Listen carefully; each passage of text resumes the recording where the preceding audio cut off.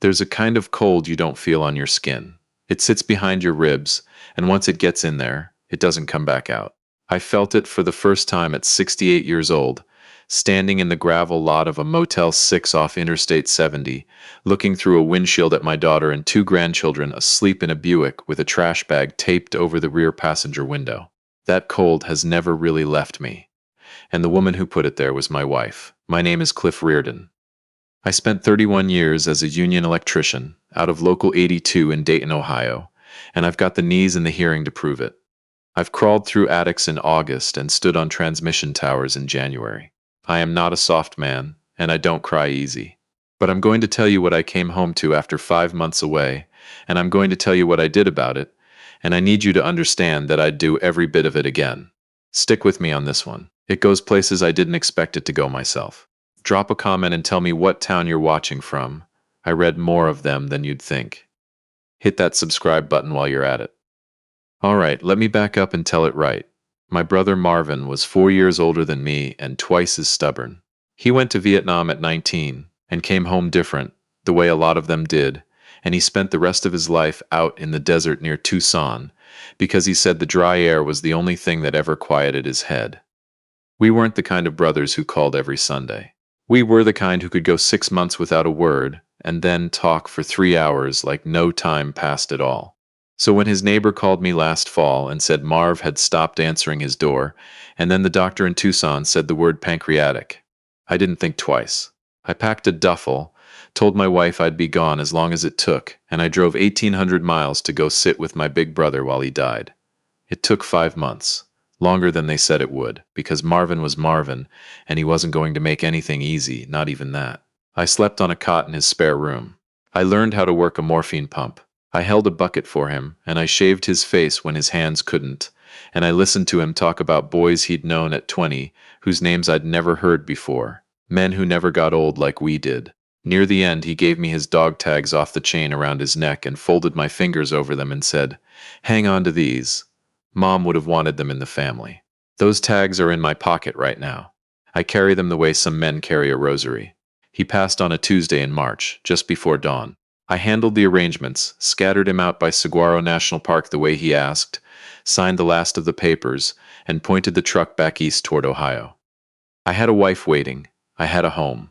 That's what I kept telling myself across New Mexico and Texas and the long flat nothing of the Oklahoma Panhandle. I'm going home. Now I need to back up further, because you have to understand who was waiting for me and who wasn't. My first wife, Loretta, was the love of my whole life. We were married 34 years. She raised our daughter, and she canned tomatoes every August, and she had a laugh that could fill a Kroger parking lot. Cancer took her 10 years ago, slow and ugly, and there was a stretch after where I didn't much care if I woke up. The one thing of hers our daughter keeps is a little gold locket, no bigger than a thumbnail, with Loretta's mother's picture inside it. That locket matters later. I want you to hold on to it the way our family did. Our daughter is Naomi. She's 35 now. She was a daddy's girl from the jump, followed me around the garage handing me wrenches, learned to bait her own hook before she could tie her shoes. She married a man named Derek about 8 years back, and I had a bad feeling about him at the rehearsal dinner that I never said out loud, which is a regret I'll take to my own grave. Derek was charming the way a salesman is charming, all teeth and no center. By the time Naomi had my grandbabies, Wyatt, who's 6 and serious as a tax audit, and little Della, who's 3 and thinks every dog in Ohio belongs to her personally, the charm had worn off Derek, and what was underneath it wasn't good. I won't get graphic. But there were nights Naomi called me and wouldn't say why she was whispering, and a Thanksgiving where she wore long sleeves in a hot kitchen, and I knew. A father knows. And then there was my second wife. Her name is Glenda. I married Glenda 4 years after Loretta died. I want to be fair about this, even now.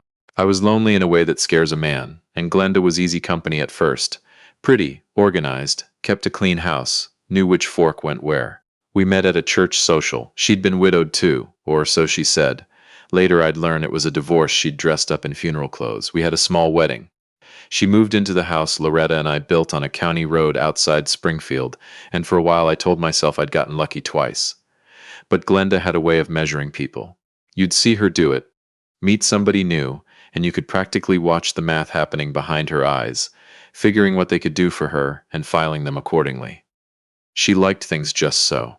She liked her mornings quiet and her schedule unbroken, and her house exactly the temperature she preferred. She called my grandbabies loud the first time she met them and never really stopped. She tolerated Naomi the way you tolerate a draft under a door.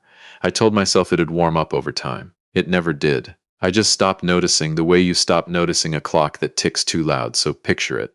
I'm somewhere west of St. Louis, 2 days out from home, and I call the house to tell Glenda I'm close. She picks up on the fourth ring and her voice is smooth as ever. "Oh, you're making good time," she says. "Drive safe. Nothing else. Nothing in it." I hung up and didn't think a thing. Then I called Naomi to tell her Uncle Marv was gone, because she'd loved him too, and her phone went straight to voicemail. I called again an hour later, same thing. I told myself her cell was dead, or she was working, or the kids had run her ragged. I didn't worry. God help me, I didn't worry. I rolled into Ohio on a gray Saturday afternoon, the kind of low flat sky we get in spring before the green comes in. Pulled up the county road, gravel popping under the tires, and there was my house, Loretta's house, looking exactly like it always did. Glenda's car in the drive. I parked, hauled my duffel up the porch steps, and I'll tell you, my whole body was just aimed at one thing: a hot shower and my own bed and maybe a real cup of coffee that hadn't been sitting on a hospice burner for 6 hours. Glenda met me at the door with a hug that felt like a handshake. The house smelled like the lavender stuff she sprayed. Everything in its place. She'd had the carpets done. She made a comment about how I needed a haircut, and another about how the truck was tracking mud. I went and stood in the shower until the water went cold, and I thought, all right, I'm home. It's over. Marv's at rest, and I'm home. I should have known something was wrong from how normal it all was. It was that evening, drying my hair with a towel in the hallway, that I noticed the little gold locket sitting on the kitchen counter by the sink. Loretta's locket, Naomi's locket, the one I'd seen around my daughter's neck 1,000 times. It was just lying there next to a coffee ring, like a thing somebody had set down and forgot. I picked it up. "Glenda," I said, "why's Naomi's locket here?" And there was a half second, just a flicker, where her face did something before she smoothed it back over. "She must have left it," Glenda said, not looking up from her crossword. "She stopped by a while back when—" "Cliff, I don't keep a calendar of every time your daughter shows up."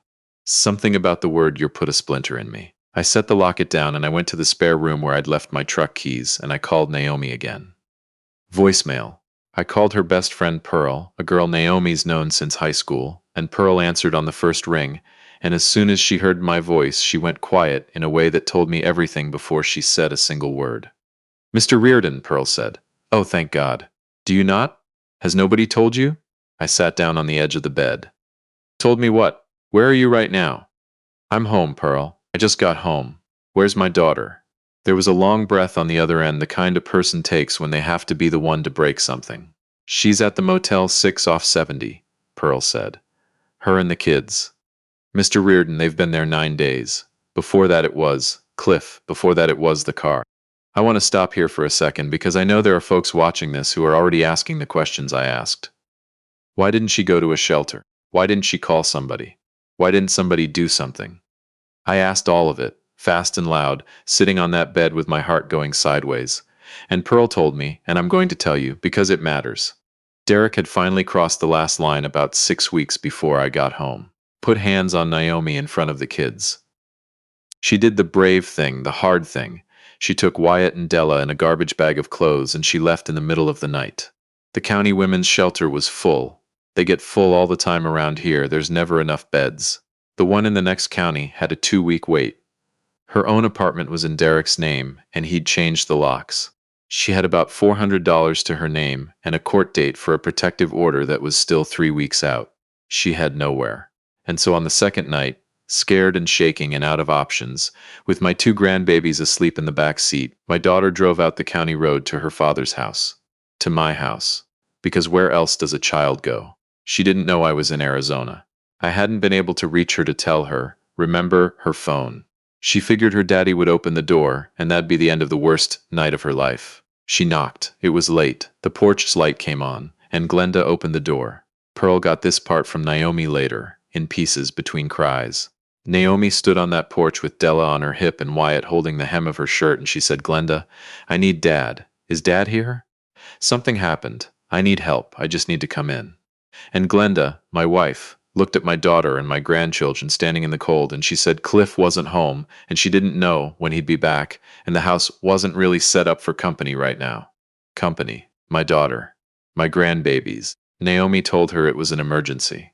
Told her she had nowhere to go, and Glenda said, and I have heard this sentence repeated to me so many times now that it's worn a groove in me, she said, Naomi, I really can't take on other people's situations.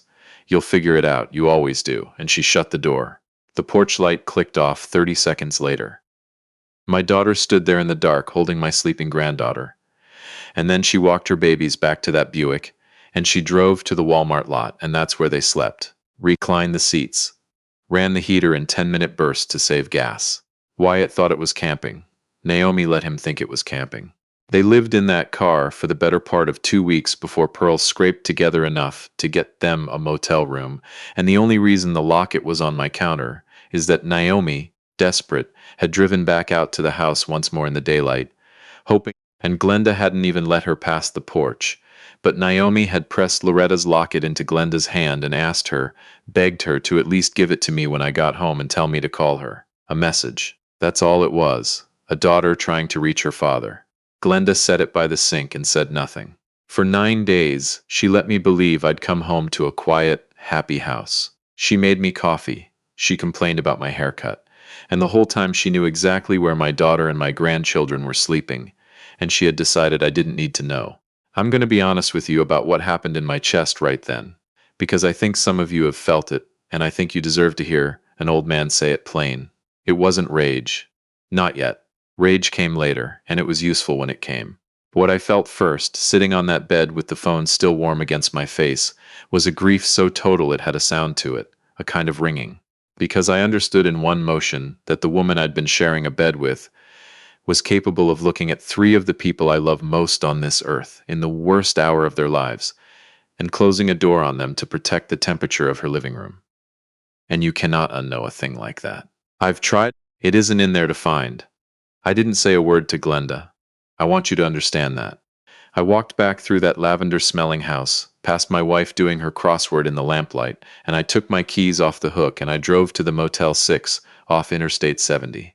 If you've made it this far with me, do an old man a favor, hit that like button and subscribe, because the next part is the part I came here to tell. Room 14. I knocked soft, in case the kids were down. Naomi opened the door on the chain first, just an inch, the way you do when you've learned the hard way to be afraid of a knock. Then she saw it was me. And my daughter, 35 years old, 2 kids, been through more than any human ought to. My daughter made a sound I had not heard since she was a little girl with a busted knee, and she got the chain off and she folded into me right there in the doorway, and I held her up because her legs had quit. Over her shoulder I could see the room. 2 beds. Wyatt sitting up, blinking. Della in a nest of motel blankets, a cooler, a grocery bag of clothes, a box of off-brand cereal on the dresser. My whole family fit into one rented room with a parking lot view. Wyatt looked at me and said, "Grandpa, are we still camping?" I had to turn around for a second. I told him, "Yeah, buddy. Best camping trip there ever was. And then I'm going to take you home." I didn't sleep that night. I sat in a vinyl chair by the window while my daughter and grandbabies finally slept hard. The way you only sleep when somebody you trust is keeping watch. And I held Marvin's dog tags in my fist, and I thought about my brother dying in the desert, telling me to keep the family together. And I thought about Loretta, and I made some decisions. I made them quiet, and I made them cold, and I have not gone back on a single one. The next morning, I moved them out of that motel and into the house. My house. Loretta's house. I want to be clear about something that becomes important. That house was never in Glenda's name. After Loretta passed, my lawyer set it up so the property stayed mine and went to Naomi when I'm gone. When Glenda and I married, she signed papers acknowledging it. She didn't love that, but she signed, and I'd half forgotten about it until that morning, when I remembered it like a gift Loretta had reached back from heaven to hand me. Glenda was at the kitchen table when I walked Naomi and the kids in. She stood up. She got a look on her face like she was already rehearsing. "Cliff," she started, "I think there's been a misunderstanding." "Wyatt," I said. "Della, why don't you 2 go pick out the best room upstairs, whichever one you want." "Go on." They thundered up the stairs. Naomi went with them, and she put her hand on my arm on the way past, and I nodded at her. "I got this." Then I sat down across from my wife at the table where I'd eaten 10,000 breakfasts, and I did not raise my voice. I was done raising my voice 40 years ago. I said, I know where they slept, Glenda. I know about the car. I know what you said to her on that porch. And I know you held my wife's locket in your hand and decided I didn't need to know my own daughter was homeless. She went into it the way I figured she would. She didn't say sorry. Not once in the whole thing did that word come out of her. Instead, she explained. She told me she couldn't just have people moving in unannounced. She told me she had her routine, her health, her need for calm. She told me Naomi was an adult who'd made her own choices, and it wasn't Glenda's job to clean up after them. She told me, and this is the one that finished it, the one I'll hear in my head until they put me in the ground, she said, Cliff, they're not my responsibility. She's your daughter. They're your grandchildren. Not mine. Not mine. The same woman who'd worn the bracelet I bought her with my pension money. The same woman who'd let my Naomi cook her Christmas dinner 2 years running. The same woman who got to live in the house another woman built with her own hands. They're not mine. I looked at her a long time, and then I said the only true thing I had left. You're right, I told her. They're not yours. And neither am I anymore. You should have just opened the door, Glenda. That's all it ever needed to be. One open door. You had it and you closed it, and now I'm going to close some doors of my own. I filed 2 days later. And here's where I'll own the name of this channel, because what came after wasn't gentle, and I'm not going to pretend it was. The house was mine, so Glenda was the one who packed a car this time. I gave her 30 days, more than the law made me, and I changed the will the same week so that every dollar and every board of that property goes to Naomi and the kids and not 1 cent strays anywhere else.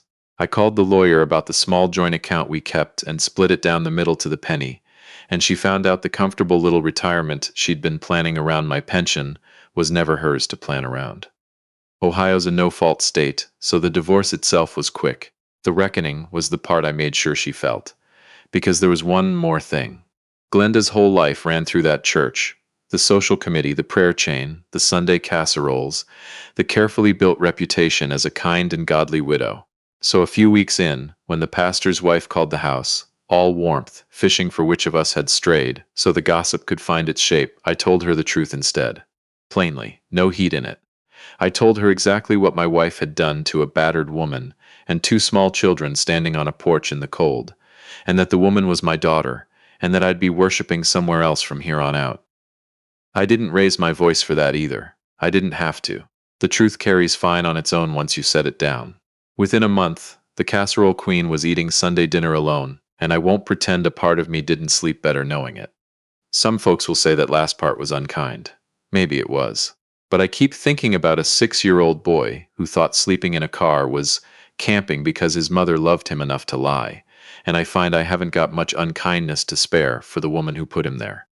Now I want to tell you the part that actually saved me, because revenge doesn't, not really. Revenge is just the bill coming due. It's the other thing that puts a man back together. That first week, with Naomi and the babies under my roof, the house started making noise again. Real noise. Cartoons too loud in the mornings.